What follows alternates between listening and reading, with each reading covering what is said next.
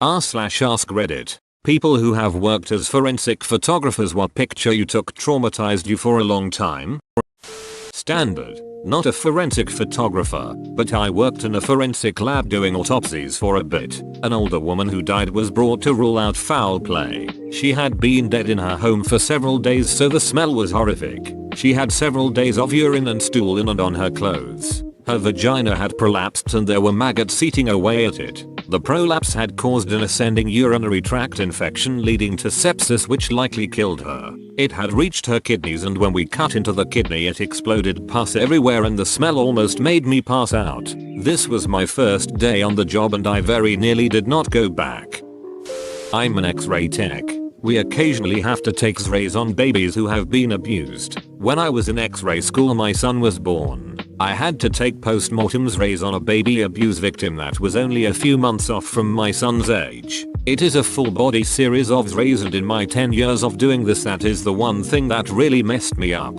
In nuclear medicine school, I had to do a brain death scan on a 7-year-old that had drowned but was able to be revived. Unfortunately, he had no flow to the brain, so he was brain dead. I'll remember that forever. We also did PET scans on pediatric patients, and seeing a young kid that's full of cancer was so heartbreaking. Thank God we don't do young kids in our NUX department where I work. My husband works with crime scene photos, and even though I could probably handle some of the photos, I'm not allowed to look, and I do respect the people's privacy of who he has pictures of. One day, for some reason, his phone was left unlocked, not properly closed, and a picture was enlarged on the screen. Nothing crazy, just a younger kid with blank stare wearing a backpack, and he was on the playground by the chin-up bars. Not knowing it was his work phone, I asked who the kid was. Maybe a colleague's kid, a friend etc. to see if I knew him. Turns out it was a crime scene photo. Kid hung himself after school on the chin-up bars, which were much too short to hang on. In the next photo I saw the bottom half of his body, which broke my heart. His legs were bent. I always pictured hanging suicides as up high, the person struggling, maybe even regretting their decision. Seeing his legs bent showed how much determination he had to die. No blood, no guts, and still the most unsettling photo I've even seen. I didn't personally take the photo, but my cousin did. He used to be a crime scene photographer. It was of a man in his 60s. His nephew had mental problems and snapped one day. The nephew stabbed the man over 50+ times in the face and chest area. The man was found in the woods by a road, and the body had been there for almost a week, so Mother Nature took a toll on the body. A coyote had gotten to the body and a leg was missing. The photos from where the body was found and from the apartment still haunt my memory sometimes. I used to work in a photo lab that developed pictures for a number of local police departments before the digital age came about. Since I was the lab manager, I was the one to develop those sensitive crime scene photos. Mind you, this was about 20 years ago, but some really stuck out. The worst? Definitely the death of a young child. He was around 2-3 years old. I believe it was death by strangulation. But it's not like we were told any details from the PD on pending investigations. We were just warned in advance. It was especially ducked up since the child was that the child's eyes were open and bulging. The skin was blue and even more purple around the neck and face. I can't get that shit out of my head. The craziest? A dismembered body in a Tupperware container. It was found on a rooftop loosely covered in concrete, and the body was there for easily a decade. The head and hands were missing. Just the torso, legs in pieces, and arms. What really stood out to me is that the torso resembled a dried out and cooked turkey.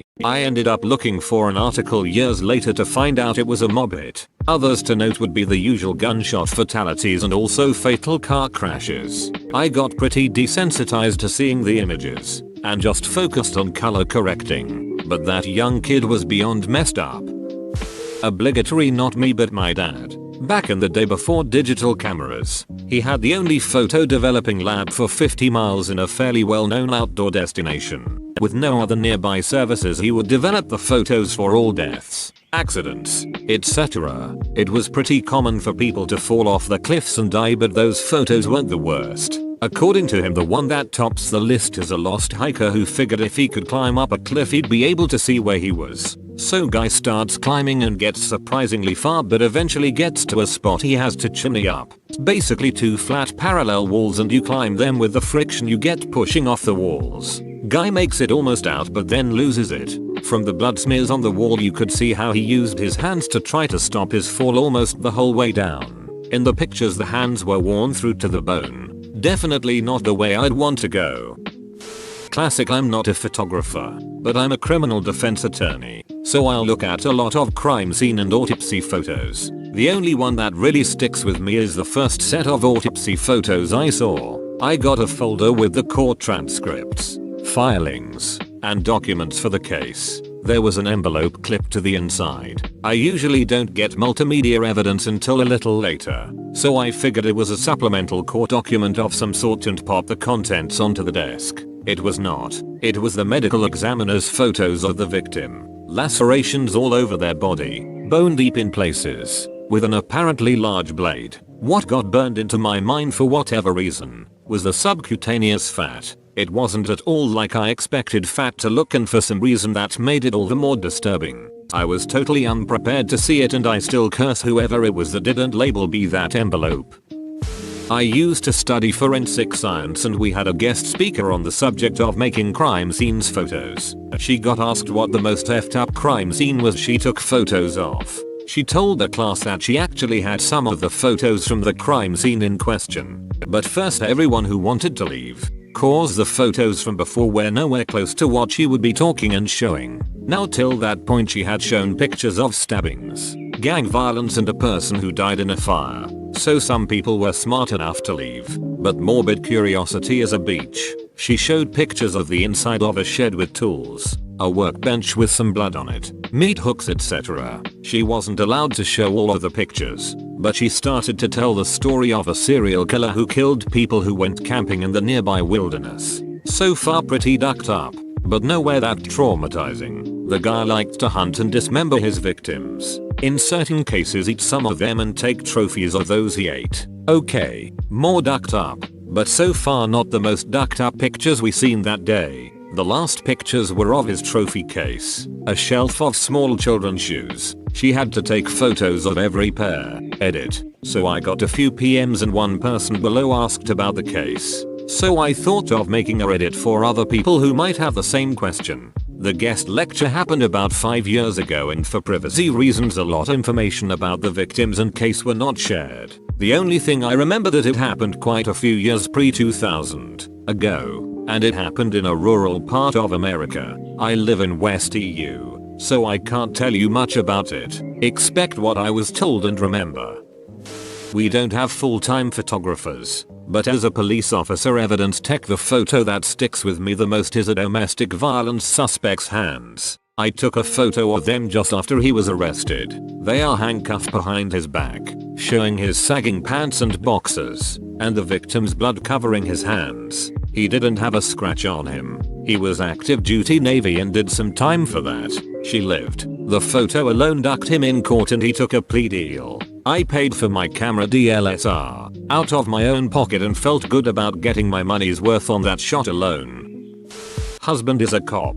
He has told horrific ones, but the one that ducked him up most was a girl whose body looked like mine. Same hair color and style of dress. We were going through similar depression issues at the time, and this girl took a shotgun to her head. There wasn't a face left and for him, because I was also very depressed at the time, and the bodies were so alike. He said all he could see was me lying there. Apparently her skull shattered so much that there was no surface without blood or bone on it, but her brain had ejected mostly intact. He had to go to therapy for a while after that one. I'm a trauma nurse, so usually when I see gore the person is still alive and that is a whole different ballgame. But HIPAA laws exist so I won't be sharing.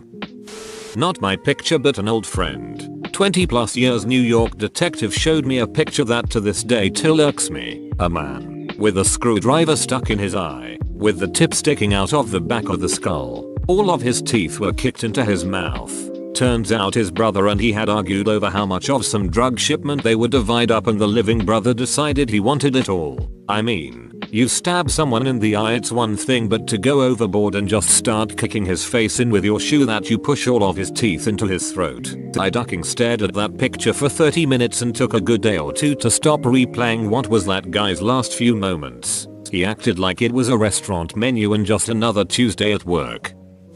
Not a forensic photographer, but when I was a sophomore in college I took some criminal justice classes taught by an old ex-cop. He was friends with some equally old forensic photographers and on occasion he'd show us photos and let us guess the method of death. We were nearly always wrong. The bulk of the photos were of elderly people who had died in their homes of natural causes but not been found for a while. Or if they had been found, it was by the flies or their hungry pets first. We always thought they'd been beaten to death. But the one that stuck in my mind and convinced me that no way in hell I could ever be a cop was the day he showed us pics of little kids who had been killed by their parents. This one toddler, his piece of crap father had repeatedly swung him by the heels, slamming his head into the toilet even after he died, until the toilet basin broke. The kid's crime? Not being toilet trained. That poor baby was not even 2 years old. If I'd been a cop on that case, I would have killed that sob and then spent the rest of my life in prison. Those pics wrecked everyone in my class. Was the last time the professor showed us kid pics. That was over 20 years ago and I still tear up to remember that damn photo. If you are someone with gore sensitivity, vivid imagination, and or happen to be eating, turn the duck around and follow that back button out of here. I once curated an archive of forensic crime scene photographs for a city's police department. They told me lots of times TV show movie production staff would use the photos for reference, especially because the photos depict what actual home interiors looked like. Inadvertently, over time, there was one set of photos from the 60s of a tidy suburban home and some poor middle-aged woman who had been raped and strangled in the middle of the day. The banal setting and the fact they depicted a real person and a real crime really haunted me. That was a difficult project, since every photo I looked at was something horrible. Obligatory not a forensic photographer. I am an insurance adjuster on high-value bodily injury claims. The things that can happen to a human body in a high-velocity impact are unforgettable. Bad dog bite cases stick with me too. But my personal least favorite are degloving amputation combinations. I had one a few years ago where the injured party's arm was crushed, degloved from forearm down to hand with half the hand torn off. That one has stuck with me. Not a photographer but used to be an evidence clerk in a courthouse. Photos of a 4-year-old girl that got attacked and killed by a pack of hunting dogs in her backyard. There were over 100 photos of chunks of flesh, hair/clothes strewn all over the 5-acre backyard. So due to lockdown, my old friend who lost touch called me and talks about work came up and he told me the work he has done as a forensic professional haunts him sometimes. Then I asked about forensic photographers as one of my nieces want to be one. So I guess I wanted to have stories. I know posting pictures isn't a great option, so a little bit of background would do.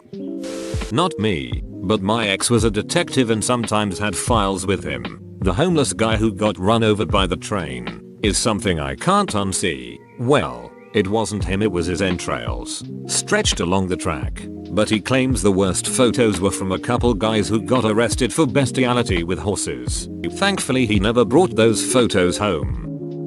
Not a forensic photographer. I worked as a 911 dispatcher for a few years and had access to crime scene photos. Sometimes when it was slow I would look up interesting cases, homicides, suicides, etc. and read the case files, look at the photos to pass the time. One in particular still sticks with me. It was an elderly man whose friends had all passed away. It was just him and his wife, and they had just gone to the funeral of his best friend that week. He was feeling alone and depressed, while his wife was out of the house. He decided to end it. He wanted to be considerate, though, and not leave a mess inside the house. So he took his gun outside and tried to shoot himself under the chin in his gravel driveway. Trouble is, he didn't have a handgun. He had a longish gun, rifle, maybe, can't remember, and couldn't get a good angle while still reaching the trigger. He ended up ducking it up and shooting up through his palate and out his cheek, near the eye. After the first shot, he was bleeding and hurt, but fully conscious, alert, and aware of his surroundings. Based on the crime scene photos, you can tell what happened next. This man changed his mind and wanted to live. He went back in the house, through the garage so he didn't track any blood, and went to the bathroom just off the garage. He stood and looked at the damage in the mirror, and based on the blood pooling he was there for several minutes, just examining his injury and trying to decide what to do. Should he call an ambulance? Should he call his wife and tell her what he did? Could he even talk with his face like that? What kind of life would an old man like him have left with half his face blown off? Well, he must have found his answer, because the blood trailed back out the garage and to another spot in the driveway, the spot where his wife found his dead body, with not one but 2 bullets to the head. I think a lot about those few minutes he spent in the bathroom, looking at what he had done. What would that feel like? What was the thought process like? Was he emotional and distraught? Was he in shock and weirdly calm while he examined his injuries? Did he recognize himself? Did he feel the pain? Did he think about what he had left to live for? I also think about the consideration. He was doing something for him. Something he knew would hurt his wife and possibly traumatize her if she was the one to find the body. So he decided to do what he could to minimize the mess. That small act of love really sticks with me. I might be leaving you, but I'll make sure I only bleed on things that will be easy to clean. The driveway, the garage, the tile bathroom, just damn. My mom wasn't a photographer, but she used to develop photos for the Portland Police Department back in the 90s. And the most disturbing set of photos she ever had to develop came from a crack house where police had found a dead child with burns, bruises, etc. all over his body. Obligatory, not my story but my dad's. Please forgive any mistakes, English isn't my first language. Anyways, a bit of context before the story. We live in Mexico and my dad used to work for Kodak back in the 80s. When the earthquake of 1985 hit and it became obvious that the amount of bodies recovered overwhelmed the hospitals and morgues, the government started using an old baseball field to lay down the bodies so people with missing family could check if they were there. Anyways, it became horrible fast how much of a terrible idea it was. Bodies laid under the sun all day for days leave a pretty awful smell, so the government hired Kodak to take photos of the bodies and make an album for people to check. Then threw all the bodies into a communal tomb. My dad was in charge of making these albums and checking that the photos were taken correctly. He always came back looking horrible, like he had seen a ghost. He used to tell me about the photos of people whose face was completely crushed. Children, babies that some limbs were amputated by the debris. The government claimed a very low level of deaths compared to the unholy amount of photos Kodak took. Many bodies were never claimed or identified. He always hated talking about those days, even so I miss him. He was a great dad, but he sadly died of Ella a few years back. Not a forensic photographer but used to be friends of someone who was. Guy had come off a motorcycle at warp speed, inverted. The gravel had ground his head off down to the shoulders, so the images were of a headless body at the end of a great long red smear on the roadway. Not a photographer, but I've seen uncensored pictures of 9/11 jumpers and I will never forget them. My best friend was a forensic photographer in Australia. She once had to take photos of a dead baby behind a toilet. She left the force a little while later and was diagnosed with severe PTSD. She hasn't been able to work since 2012 because of her depression, anxiety and PTSD from the job. Not a human forensic, but working with animals means you do it all. Had to take pictures for a severe animal abuse case. Dog had acid poured down its back. Died once it had eaten through into the bones and body cavity. Dog had arrived at our hospital alive and I couldn't get a vein to euthanize it because it was so dehydrated and malnourished. Ended up injecting directly into its heart through ragged tissue. A degloved body of a living human picked up after weeks in the water following a hurricane. Medical school with forensic pathology lecture. The county coroners brought slides, including a drug dealer who was clunked on the head and stuffed in his trunk in 100-degree weather until he started leaking out onto the ground. Looked like a human rotten banana. The coroner resigned the next day. Worse than the pics of bodies pulled from the river. And right before lunch. A child, face down, in pajamas. Same pajamas as my son who was the same age, same build, same hair. I threw my son's pajamas away. Obligatory, not a forensic photographer, just a layperson. However, one photo that got to me, I saw on the internet for the first time when I was maybe 15 and I've never forgotten it. It's semi-famous in pro-honor communities. If you mention it, chances are someone will know what you're talking about. It was the autopsy of a 19-year-old girl with an ED whose mother posted it online hoping to warn other people. I believe she died binging and purging because her stomach exploded. And the photo is of this pale, emaciated, almost inhuman looking corpse with a distended stomach slumped over a toilet. Her limbs are purple with bruising from the blood settling. Another photo displays the new 5 or 6, I forget, measured liters of her stomach contents. It just really struck something in me. It's one thing to tell a suicidal teenager this could kill you, but it's entirely different to see the photo and know you could die like that. Whoa, you made it to the end? You're a ducking beast. I'll cut you a deal. Smash like and subscribe for more curated content, bruh. It's free and that's a great price.